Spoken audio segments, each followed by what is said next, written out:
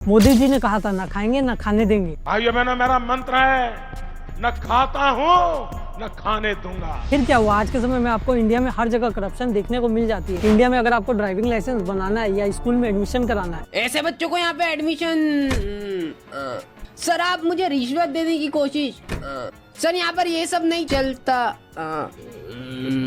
Sir ये form भर के लिया ना, आपका एडमिशन पक्का, मतलब आपके बच्चे का, और आप भी करवा लीजिए, आपका भी हो जाएगा। कितना क्यूट बच्चा है यार आपका। तो आपको रिश्वत देनी पड़ती है। और BSNL का टावर, इंफ्रा और केबल यूज करने के बाद भी जियो को 1 रुपया नहीं देना पड़ा। और हमारे देश को करप्शन से ज्यादा दिक्कत नहीं होती है। लेकिन करप्शन वो कीड़ा है जो हमारे देश को अंदर से खोखला करता जा रहा है, और हम सब इस कीड़े को बहुत ही अच्छी तरीके से जानते हैं। बट इसके रोकथाम के बजाय हमने इससे दोस्ती कर ली है, और कोई भी इसको रोकने की बात नहीं करता, बल्कि इसके साथ जीना सीख लिया है। और ये जहरीला कीड़ा बार बार नए रूप लेके वापस आ जाता है, और अगर कोई इसे मारने की कोशिश करे तो ये पुनर्जन्म लेके फिर से वापस आ जाता है। और कुछ लोगों को ये कीड़ा इतना पसंद है कि उसे इकोनॉमी ऑफ ग्रीस बोलते हैं। लेकिन कीड़ा तो कीड़ा है, कितना भी फायदेमंद लगे, एक दिन ये बिल्डिंग को खोखला कर दे। क्या आपने पहचाना इस कीड़े को? करप्शन का कीड़ा, भ्रष्टाचार। आप वो है जिसको भ्रष्टाचार से दिक्कत नहीं है। लगताओं के प्रधानमंत्री जी को करप्शन से कोई बहुत नफरत नहीं है। बट क्यों नहीं है, होना चाहिए ना। आज के समय में ड्राइविंग लाइसेंस बनाने से लेके स्कूल में एडमिशन तक के लिए आपको रिश्वत देनी पड़ती है। हाई कोर्ट के जज के घर में नोटों की गड्डियां मिल रही है,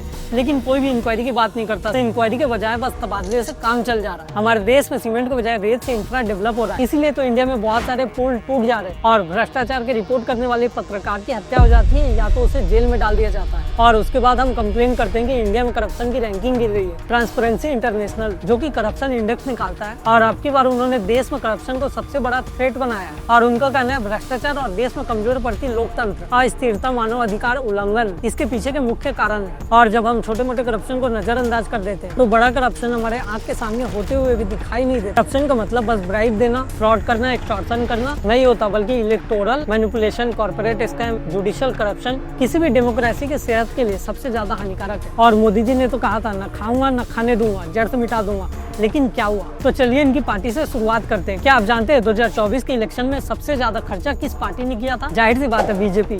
टोटल एक्सपेंडिचर 1735 करोड़ का था, जो कि कुल 22 पार्टियों को मिलाकर सिर्फ 45% है। और कांग्रेस ने इस दौरान लगभग 686 करोड़ रुपए खर्च किए थे। और सारी की सारी पार्टियों ने सबसे ज्यादा खर्चा मीडिया एडवर्टाइजिंग पे की थी, लगभग 1000 करोड़। और बीजेपी ने मीडिया एडवर्टाइजमेंट पे 684 करोड़ रुपए खर्च किए थे। अब आप बोलोगे इससे करप्शन का क्या लेना देना, तो आप इलेक्टोरल बॉन्ड्स को याद कीजिए, जिसमें कि सबसे ज्यादा चंदा बीजेपी को मिला था। बीजेपी को इसका 55% यानी कि 6565 करोड़ रुपए मिले थे। और आप याद कीजिए, पिछले साल सुप्रीम कोर्ट ने इसे गैर संवैधानिक घोषित कर दिया था। मतलब कि एक रूलिंग पार्टी ऐसे स्कीम चलाती है और उससे पैसा कमाती है, और ये पैसा इलेक्शन में खर्च किया जाता है। इनफैक्ट CPIM को छोड़ के सारी पार्टियां इससे पैसा कलेक्ट करती है। और सुप्रीम कोर्ट के ऑर्डर देने के बाद, SBI को फोर्स करने के बाद इसमें डोनर्स का नाम पता चलता है। तो आप ही बताओ, क्या इसे कॉर्पोरेट करप्शन नहीं कहा जाएगा? आज के समय में करप्शन को हमारे सिस्टम में इस तरीके से शामिल कर लिया गया है कि वो एक लीगल तरीका लगता है। पर क्या डेमोक्रेसी में कॉर्पोरेट कंपनी से पैसे लेना, इलेक्शन जीतना और उनके लिए पॉलिसी बनाना करप्शन नहीं है तो क्या है? अगर हम इकोनॉमी के हिसाब से देखें तो ऐसी स्कीम एक दूसरे को लेन देन को प्रमोट करती है, जैसे कि डोनेशन के बदले कंपनियों को टेंडर मिलना, उनके लिए पॉलिसीज बनाना, इनकम टैक्स में रियायत देना, ये करप्शन नहीं है तो क्या है?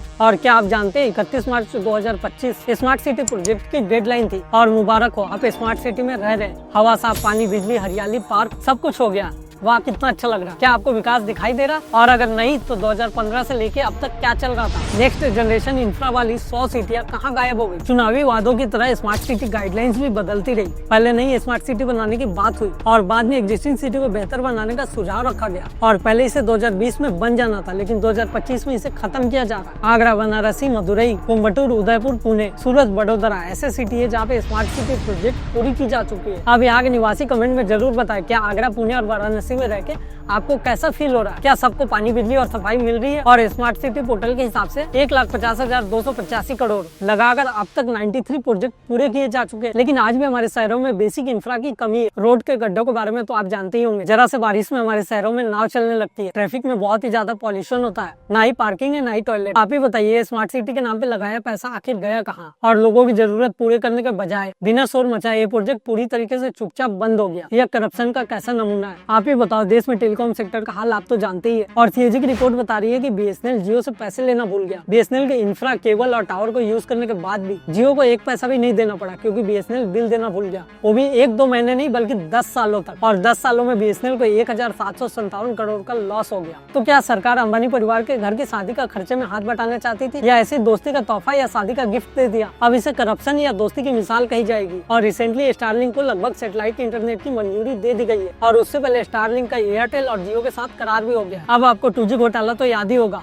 इसमें बिना टेंडर किए अपने फेवरेट बिजनेसमैन को टेलीकॉम के स्पेक्ट्रम दे दिए गए थे, और आज भी ऐसे ही हो रहा है, बट लोग इसे घोटाला नहीं बोल रहे। और एक और चीज इस सेक्टर में हो रही है, गवर्नमेंट और वोडाफोन का मिलन। जी हाँ, सरकार गिरते हुए बीएसएनएल को बचाने का बजाय वोडाफोन और आइडिया के शेयर खरीद रही है, वो भी मार्केट से ज्यादा प्राइस पे। और सरकार टैक्स पेयर के 37,000 लगा चुकी है। वोडाफोन के जो शेयर 7 रुपए में ट्रेड हो रहे हैं, सरकार उसे 10 रुपए में खरीद रही है। और अगर वोडाफोन किसी सेलिब्रिटी का बेटा होता तो इसे नेपोटिज्म बोला जा सकता था। अब आप इसको क्या बोलोगे? करप्शन का कौन सा वेरिएंट बोलोगे? और इस साल पत्रकार मुकेश चंद्राकर की लाश सेप्टिक टैंक में मिली थी। अपने चैनल बस्तर जंक्शन से रेगुलरली करप्शन के इश्यूज को उठाता रहता था। बस्तर के अस्पताल, जंगल जमीन, इंफ्रा की रिपोर्ट करते थे। एक रोड करप्शन के मामले में उनको निशाना बना लिया गया और उनकी लाश को सेप्टिक टैंक में दफना दिया गया। और अभी रिसेंटली गुवाहाटी के पत्रकार दिलवीर हुसैन मजूमदार को 2 बार गिरफ्तार कर लिया गया। आसाम कॉर्पोरेटिव बैंक में हो रहे घोटालों पे सवाल उठाना था। मतलब कि पत्रकार भी अपना काम नहीं कर सकता और जनता भ्रष्टाचार के ऊपर सवाल नहीं उठा सकती। आपको करप्शन को इग्नोर करने की ट्रेनिंग दी जा रही है, और पिछले कुछ सालों में बहुत सारे घोटालों को छुपा दिया गया। और इसीलिए एक जज जिसके घर पे नोटों की गड्डियां निकलती है,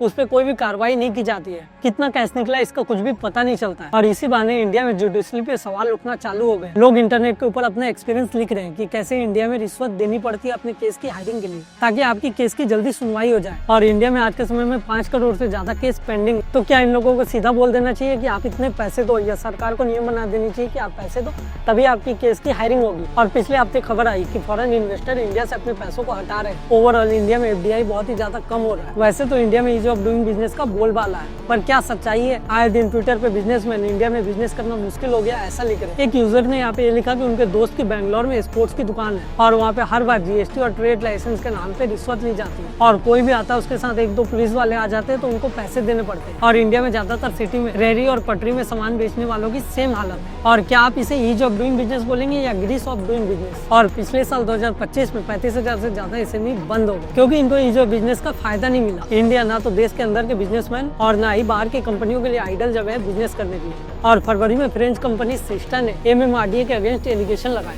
सिस्टा वो कंपनी है जिसने मुंबई का मेट्रो डिजाइन किया था, और इनका ये कहना है कि इनसे MMRDA के अधिकारी इन्फ्लेटेड इनवॉइस मांगते हैं, और इसके साथ काम करने में ट्रांसपेरेंसी नहीं है। इनसे मॉनिटरी फेवर मांगा जाता है, और बहुत टाइम तो पेमेंट बहुत ही ज्यादा डिले हो जाती है। और उसके बाद फ्रेंच एम्बेसी को इस मामले में इंटरवीन करना पड़ा। उसके बाद ये मामला कोर्ट में गया, और रिसेंटली सिस्टा ने MMRDA के अगेंस्ट भ्रष्टाचार के आरोप को वापस ले लिया है। और इसे अब क्या कहा जाएगा?